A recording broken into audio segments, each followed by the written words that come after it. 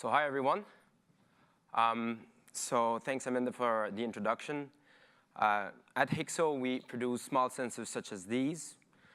Athletes place them in the wraps, and they're able to map their performance, specifically in a boxing context or a mixed martial arts context. We basically track not only which type of punches is being thrown, but also the speed. And then we put a timestamp with every punch that is being thrown, so we know in which context a punch is actually being thrown. Now, we actually able to track the hands 1,000 times per second, and accumulating the data from all four guys, this is where we get into tactical data, and this is where we get actually very deep into patterns, not only tactical patterns, but also physical patterns and peak and recovery times, and a lot more data as we get more into it. Now, we just graduated from Y Combinator at this batch in 2016, but we actually started working on this technology a while ago, about 3 years ago, actually. And one of the biggest questions we had for about the first year and a half of our development is, should we start with actually focusing on the pros or the beginners of the sport? And I'll explain why. You see, this is the boxing market. It goes from professional to fitness, passing through what we call the elite and the recreational. So the elite and the recreational engage into what we call sparring, which is actually getting in the ring and punching each other, as the fitness is everyday people that just go to the boxing gym to get more fit. Now, when we started working on this project, we did our homework and we spoke to all of those people. And we had validation on all fronts. So it was great, but at the same time, it sparked the question. Because from a financial perspective, obviously, you're going to try to focus on where you can make the most money as a startup, which is definitely the fitness, right? We're talking about 20,000 professionals, which is actually a lot of professionals, compared to 20 million people, and those are actually global numbers. The other perspective is actually the athlete's perspective. So we were coming from that field. And for us, it was clear that if Manny Pacquiao uses our devices, of course, I'm more inclined to actually use it myself. And it just drives so much credibility out of it. So we were hesitating a lot. We spoke to a lot of investors. And all the investors, of course, want you to focus on the fitness market. But we weren't sure. So we decided to study the 3 biggest companies in sports, or at least 3 that are models to us. So we studied Nike, Under Armour, and Speedo, which are substantial companies today. But we didn't want to look at what they do today, because of course we know that they sponsor all those big athletes. And this is pretty clear. If they do it, like for Uber doesn't sponsor the professional Uber people. Right? Or neither Apple does it, neither like other companies that are substantial today. But in sports, the trend was very clear. People were sponsoring the best athletes in the world. But we didn't want to look at what they do today, but wanted to look at what they were before, when they were very small and starting to prove their business. So Nike was actually called Blue Ribbon Sports, and they were actually making shoes for elite track and field athletes. Elite track and field athletes, very, very niche. And this is actually the first model. Under Armour was actually doing a compression shirt that kept the college football athletes warm during the summer, and warm during the winter, and actually cold during the summer. It was specific. College football athletes, it's a shirt that keeps you warm or actually keeps you cold when you want it. And then finally, Speedo was actually made the first, how do we call it? It's, I'm actually missing the term, but basically the shoulders allowed for a wider range of motion, and they called it a specific way. And the first people to adopt that product was actually competitive swimmers at the Olympics. That swimsuit was actually also highly criticized because it showed too much shoulder, but that's another problem. So those three trends, it's not only those companies that have that. All of those companies are actually have the same trend. So we're talking about Gatorade, Puma, Bauer, Quicksilver, and a lot more, all had the same trend. They were focusing on the best athletes in that specific vertical that they were in before becoming huge companies. Now, the only one that we found that actually drove substantial sales as a sports gear who didn't focus on the top athletes is the awesome barefoot shoe. And I don't know if you're into running a little bit, but this was actually a trend in 2012. We're like, oh yeah, like you actually have to run bare feet. That's that's the best way to be, to have the best performance, and it's better for you, etc. Actually, unfortunately, their sales actually shoot down a lot. But that was the only one from all those other companies. So Nike, Adidas, Under Armour, barefoot shoe. The dilemma, we decided to go with the barefoot shoe. I'm kidding. And actually, I want to focus on this. I hope you guys are actually not wearing any of these. But here's a quote from Business Insider about the barefoot shoe. Until someone wins the Boston Marathon in these babies, it will be tough to convince people that you aren't just some weirdo in silly socks. Now, this was published in Business Insider, not on Facebook.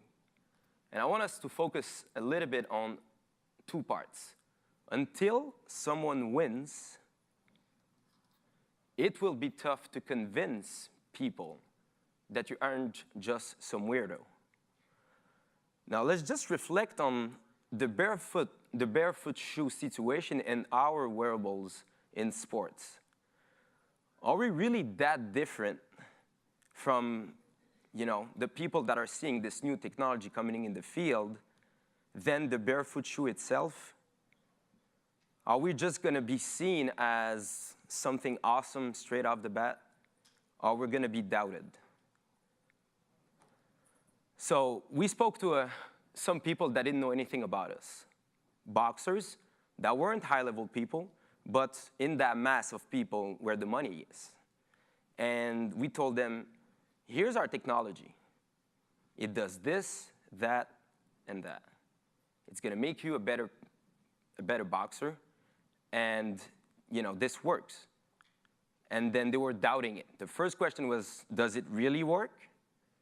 So they were doubting the technology right away. So then we showed them demos. We even made them try it. They saw it worked. And then they asked another question, who uses it? Even we told them that you could track your performance and that you're able to not only see your progression, it's going to engage your experience a lot more. They were still trying to justify the use of it. Now, all of those companies, if you study their sales history, there's a very clear point. And this is a trend in all of those companies that I'm showing right there. There's a point where their sales, there's an inflection point, their sales actually shoots up very drastically. And in all of those cases that I'm showing, these sales shooting up are explained by athletes that are sponsored, that won either a big competition or became icons, like Michael Jordan for Nike. So after doing all this research and getting always to butt heads with investors that are like, why are you focusing on the best people in that sport? Those guys are not going to drive substantial money for you. You should focus on the mass. And this was very hard because we're first-time entrepreneurs. And you're getting really two different views. You have your own views as an athlete and a user. And then you have the investing industry who's telling you otherwise, who I've seen a lot more startups than you have. So this was a big dilemma for us. That's why we actually went very deep in that research to justify our ways, right? And we decided to actually focus on the pros. What it did is it actually made our product much, much, much better. We actually went through 6 iterations. There's actually one that is not even there. And our product got refined so much, not only on the hardware side, but also on the software side as well. We completely changed the metrics we were looking at. We completely changed the way we present that data to people. And finally, we saw that our product stuck with a lot of pros. And then we decided to move down. Now, we actually have more than 25 pros worldwide that are renowned, that are using our product. And we're also blessed to have the Canadian and the USA boxing team using our product. Now, we launched in February, very recently compared to the whole history of the company. And we're now seeing sales that is now attracting, finally, those investors who were telling us that we were doing the wrong move.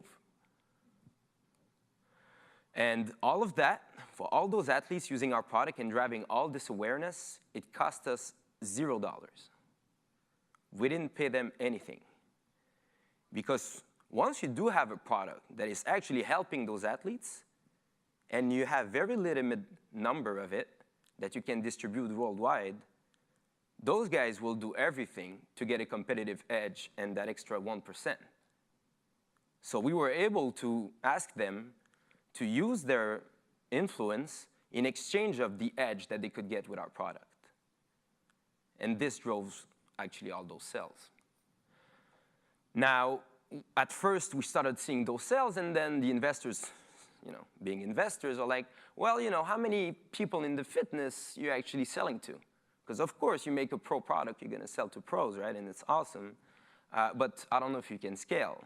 So at first, it was very hard for them to believe in the strategy, because we had 90% of our sales who were driven by the top of the pyramid over there. But now, we're seeing a shift. And we now have 30% of our sales who are coming directly from the fitness market. And we hope to keep seeing that shift over to be able to reach the mass where we can actually become a substantial business. Now, the part that I'm most excited about is not exactly that part, which is only the way to survive as a company. What I'm more excited about is actually we're getting now data from the whole vertical of people, from the very best people in that sport to the people who are just starting.